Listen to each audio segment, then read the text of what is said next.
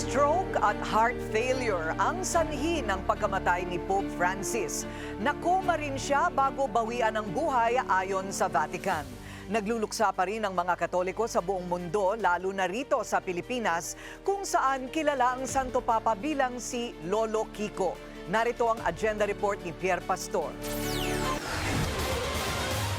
Nabihag ni Pope Francis ang puso ng mga Pilipino. Kinilala bilang Lolo Kiko at kanyang mga mensahe naging source of healing, hope and reflection na ipinakita ng mga dumagsa para makita siya dito sa Maynila noong 2015. Maging sa Tacloban City nang sadyain niya ang mga Yolanda survivor. Sinabi niya sa kanyang misa roon na makita daw niya mula sa Roma ang sinapit ng mga biktima, naramdaman niyang kailangan niyang pumunta. Sa kanya ring misa sa Manila Cathedral noon, tumatak ang kanyang sinabi na ang paglilingkod sa simbahan ay dahil sa pag-ibig. At hinihikayat niya ang mga Catholic faithful na maging ambassadors for Christ. Bilang tradisyon ng mga dumadalaw na Santo Papa, nakipagkita rin si Pope Francis sa mga kabataan na nagtagpo-tagpo sa Pontifical and Royal University of Santo Tomas. Inalala siya ng UST sa kanyang gospel na may values of mercy, humility and inclusivity. Makalipas ng isang dekada, nagluluksa ang bansa sa pagpanaw ng Santo Papa.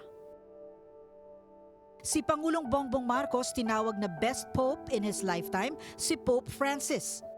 Dagdag ng Pangulo, tinuruan tayo ni Pope na maging mabuting Kristiyano at magpakita ng kabutihan at pag-aaruga sa isa't isa.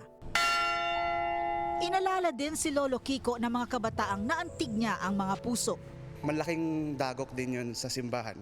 No? Kasi bilang sa amin mga kabataan din, isa siyang halimbawa Malaki siyang halimbawa sa amin na siya yung aming sinusundan, no?